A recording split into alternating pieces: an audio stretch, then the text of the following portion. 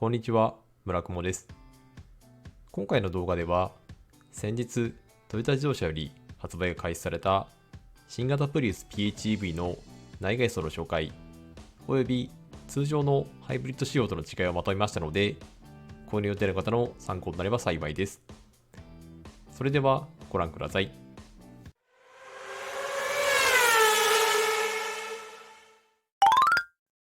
まずはグレード展開についてです。新型プリウス PHEV のグレード展開は Z 一択となっており、ハイブリッド仕様の最上級グレードに PHEV のパワートレインを搭載した仕様となっています。そのため、ほとんどの装備が標準装備となっている点は嬉しいところですが、その分、車両本体価格が460万円とかなり高額となっており、同じ Z グレードのハイブリッド仕様、肉と比較すると、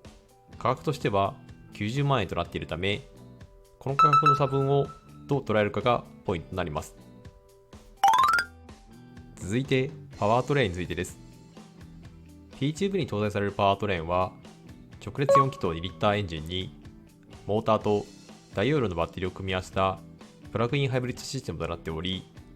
エンジン、バッテリーの双方からバッテリーへの充電が可能であり、モーター駆動の領域を飛躍的に向上させたものとなっています。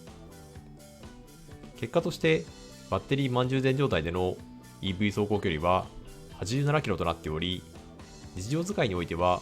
実質 EV と使用できることが可能となっています。また、大容量バッテリーを活用することで、モーター出力もハイブリッド仕様の113馬力から50馬力アップの163馬力となっていることで、システム最高出力が223馬力となっており、0-100キロ加速が 6.7 秒とスポーツカー並みのパフォーマンスとなっています。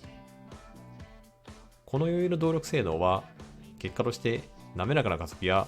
余裕の巡航に伴う静止性にも貢献しているかと思います。このことからも、エコだけでなく、運動性能でも両立した最上級グレードにふさわしいグレードであることがよくわかります。1点注意点としては、この PHEV の仕様には前輪駆動仕様しか設定されていない点です。前述した通り、十分なパフォーマンスを有しているため、走りの差に関しては申し分ないかと思いますが、走りの安定感や雪道などでの使用を想定する場合、4駆の安心感は大きなポイントになるかと思われますので、ここだけが残念なところです。続いて、内外装飾についてです。まずは外反色についてです。新型プリウスには、新規外反色のグレー系のアッシュ、イエロー系のマスタードを含む全6色が設定されています。シルバー系のカラーが設定されていないのが意外ですね。PHEV は前にした通り、最上級グレードである Z がベースとなっているため、すべての外装色を選択可能となっています。ただ、この後紹介いたしますが、外観上の差分があまりありませんでしたので、PHEV 専用色といった特別色で、ハイブリッド仕様との差別化がなされていないのが少し意外でした。ただ、深読みをすると、多くの EV が世に出ている現在では、PHEV も普及期に入っており、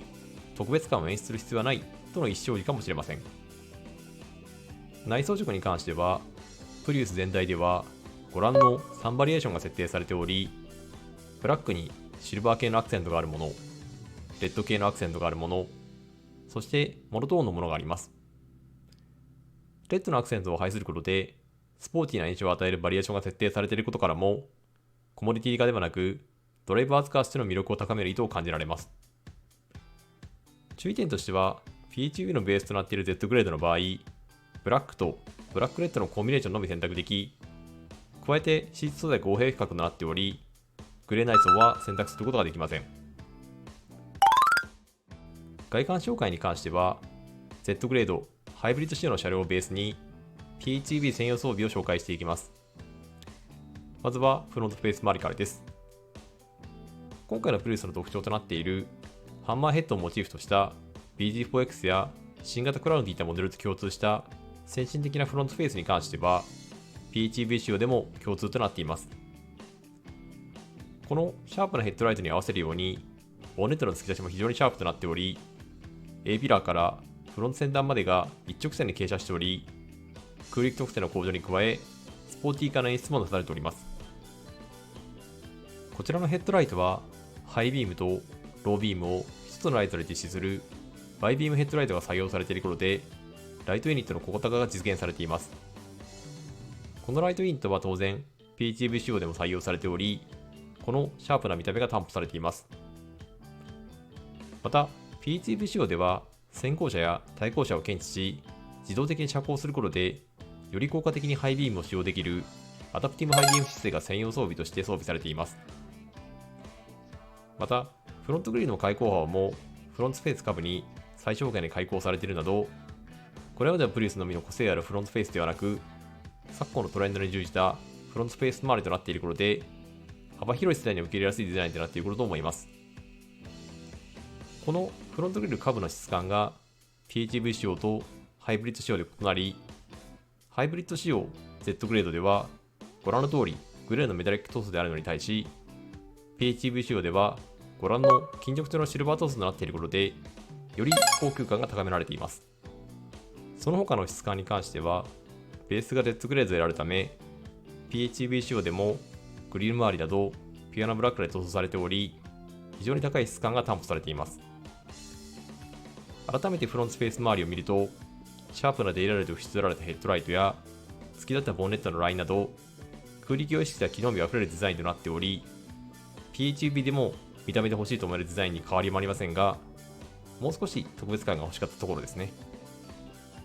サイドのデザインはこのようになっており、ボディサイズは全長 4600mm、全高 1430mm、全幅 1780mm、ホイールベースが 2750mm となっています。この数字を先代の PHEV と比較すると、全長 -45mm、全高 -40mm、全幅プラス 20mm、ホイールベースプラス 50mm となっています。この比較からも分かるように、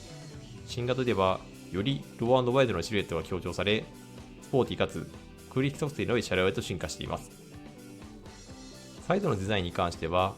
PHEV 仕様、ハイブリッド仕様において仕様の変更点はなく、A ピラーの角度が極限まで描かれていることで、車両前方から後端に至るまでのこれまでのプリウスが採用していたワンモーションシルエットがより強調されている点や、前後が下げられたことによるエコのためのデザインというわけではなく、純粋にかっこいいシルエットで消化されている点、またリアのドアハンドルが C ピラー付近に格納されていることで、リアフェンダー周りがスッキリしており、リアドア付近からフェンダーにかけての盛り上がりが斜めから見るとより顕著に立っている点など、評価の高い今回のプリウスのデザインが引き継がれています。懸念点としては、先代の PHEV 仕様から全長が短くなっている点であり、ホイールベースが延長されていることで室内空間は担保されているものと思われますが、輸出容量が小さくなってしまっているかもしれない点が挙げられます。また細かな質感ですが、ホイールアーチや B ピラーなどは PHEV 仕様でもピアノバックとなっており、質感が担保されています。その他 PHEV 仕様のみ特別装備としては、ソーラー充電システムのオプションが挙げられます。 PHEV のみソーラーパネルを車両のルーフに搭載することで、駐車場などに太陽光を利用したバッテリーの電力供給が可能となり、メーカー説明によると1年間で約1200キロほどの走行距離を太陽光で賄うことができるそうです。私のような青空駐車を行っている身にとっては、そのことをメリットに変えることが非常に魅力的な装備と言えます。 PHEV 専用ホイールデザインはこのようになっており、サイズは 195/50R19 インチとなっており、ハイブリッド仕様と差別化が行われています。また PHEV 仕様でもこちらの 195/60R17 インチのホイールをオプション選択可能となっており、このホイールを選択することでハンドル操作に対するレスポンスは落ちてしまうかもしれませんが、 EV 走行での行動可能距離が87キロから105キロへと拡大するメリットがあり、よりエコ性能を求める方にはこちらのホイールの方がおすすめとなっています。リアのデザインもハイブリッド仕様とほぼ共通となっており、昨今の流行りを採用した一文字のテールランプが先進感を演出しています。PHEV 仕様の場合はご覧の通りテールランプがグレースモークとなっていることで差別化がなされています。マフラーは隠されるデザインになっており、下部の樹脂パーツもフロント、サイド同様、PHEV 仕様では同様にピアノブラック調に塗装されており、高い質感が担保されています。リアガラスのなだらかな傾斜はクリフトフトの良さを感じられ、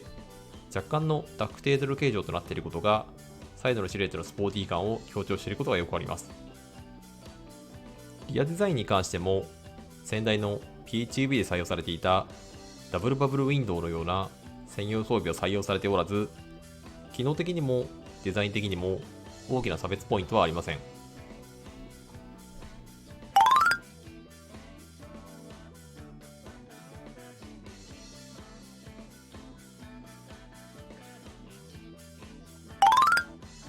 続いて内装紹介。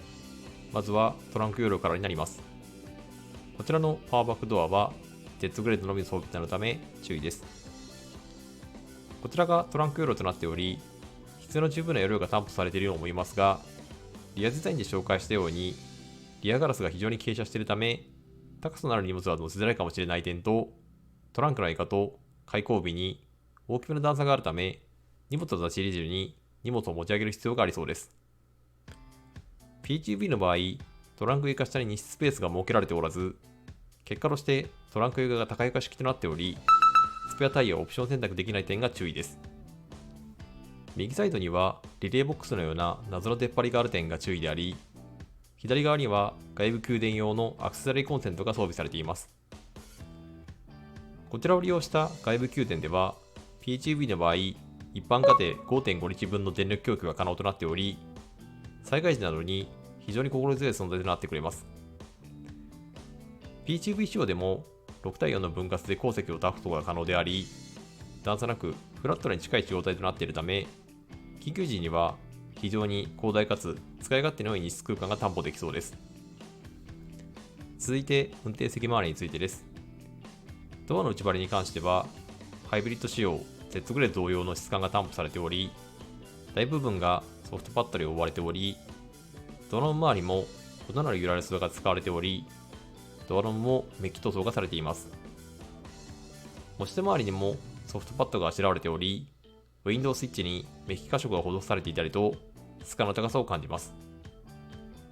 また、ドアノブ近くにシートメモリのスイッチが配置されています。乗り込みについてですが、デザインが優先されたボディ形状となっているため、ご覧の通り、ルーフがかなり傾斜しているため、少しかがみ込むような乗り込み姿勢となります。ただ、こちらの対策として、高級車の装備である運転席乗り降り用のオートスライド機能が Z グレードに装備されており、なるべくスムーズな乗り降りができるよう配慮されています。ステアリングデザインはこのようになっており、こちらは先日発売が開始された BG4X と同様のデザインとなっています。左側にオーディオなどの操作系、右側に運転支援機のスイッチが止められたシンプルなボタン配置となっています。このステアリングに関しては特にメッキ箇所などはなかったですね。また、ステアリングヒーターに関しては PHEV Z グレードには標準装備となっています。メーターに関しては、先代ではセンターディスプレイが採用されていたものが、新型ではオーソドックスなメーター配置へと変わっています。ただ、メーターの配置の前後位置は通常のトヨタ車とは異なり、ハンドルの上からメーターを見る BG4X と同様のトップマウント方式が採用されています。この方式を採用したことで、目線移動がより少ない状態で車速情報などを読み取ることができるため、この機能からもドライバーズカーそれぞれの側面を強く持っていることがわかります。ただ、この仕様を採用されている BG4X を一度試乗したことがあるのですが、ハンドル位置など少し慣れが必要であったので、こちらも実車の感じを一度確認された方がいいかと思います。BG4X の場合は、非円形のステアリングの採用を前提とした設計であるため、この方式の採用が理解できたのですが、プリウスでは非円形ステアリングの採用は予定されていないかと思いますので、この方式を採用した背景が少し謎ですね。メーター自体はフル液晶メーターとなっており、各種情報が鮮明に表示され、情報表示量としても1000台以上のものが担保されています。運転支援系の装備としては、最新のトヨタセーフティーセンスが採用されており、前走車の車間距離を一定に保って走行するレーダークルーズコントロールなどの基本的な支援に加えて、緊急時の操作支援であったり、車両の車載カメラをドライブレコーダーとして活用することで、後方からの車両の急接近を傾向する機能などがトヨタ車としては初採用されており、これら機能は PHEV 仕様では標準装備となっています。その他運転支援として、車両周囲を確認するパノラミックビューモニターや、リモートにて車両が駐車を実施するアドバンストパーク機能が PHEV 仕様でも標準装備となっています。運転時の視界はこのようになっており、A ピラーとドアミラーの間には視界が確保されており、運転視界を妨げないよう工夫がされています。また、メーター、ナビ画面ともに視界の両線と被ることがなかったため、こちらも視界の妨げにはなっていません。ただ、フロントのボンネットに突起のような目印がなく、車両感覚をつかむには少し慣れが必要かもしれません。また、やはり気になったのが A ピラーの傾斜度合いですね。身長170センチかつ、スープラの運転視界に慣れている私でも、少し圧迫感を感じるレベルでしたので、一度運転席に座ってみて体感されることをお勧めします。ナビ画面はこのようになっており、横長の 12.3 インチのナビが PHEV 仕様でも標準装備となっており、レスポンスよくサクサク動いてくれる印象です。その下には金属調のオーナメントに加えて、一直線にアンビエントライトが配置されています。こちらはブラックシルバーのコンビネーションでは、ご覧の通りブルーのライトとなっており、ブラック、レッドの内装ではご覧のレッドのライトとなり、色の変更はできないため注意です。また、このライトと予防安全系のシステムを連動させた通知システムが PHEV 仕様では標準装備となっている点もポイントです。その下にはエアコン操作系などのボタンが物理ボタンとして配置されており、操作性も良好でした。その下には USB Type-C のポートとちょっとした小物入れが備え付けられており、その後ろにはシフト操作の邪魔にならない位置に横向きのペットボトルホルダーが2つ配置されています。その後ろには電子式のシストノーが配置されています。細かな仕様の違いですが、PHEV 仕様でレッドナイスを選んだ場合、シフトノブにもレッドの可視部が追加されます。その周りにはパーキングブレーキやブレーキフォールドボタンなどが集約されています。その横には横置きのワイヤレス充電スペースがあり、横置きとすることでスペースが最小化され、ペットボトルホルダー位置の最適化などに一役買っています。このワイヤレス充電機能も PHEV 仕様では標準装備となっています。アームレスト内には深めの収納スペースがあり、USB ポートも2つ備え付けられています。シート形状はこのようになっており、サイドのサポート性に優れたシートであるとともに、肩のサポート性にも優れたシートであることがお分かりになるかと思います。快適装備としては、シートヒーター、シートベンチレーションが PHEV 仕様には標準装備となっており、機能面ではほぼ好きなしとなっています。続いて、後席周りについてです。乗り込もうとして驚いたのが、後席ドアノブがノブを引き方式ではなく、スイッチ式となっている頃です。この作動感がかなり心地よく、無駄に開閉したくなりそうでした。ドアノブの開閉にそう思えたことが初めてであり、一度ぜひ体感してみてほしいです。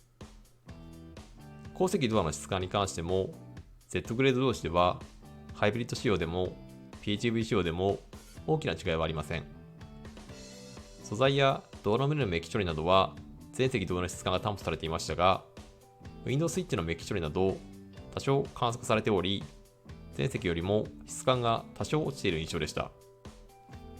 乗り込みに関しては全席同様、ルーフのラインなどの関係上、開口幅が狭くなっており、全席のようなシートのスライド機構もないため、スムーズな乗り込みとはいかない印象です。足元スペースとしては、身長170センチの私の場合で、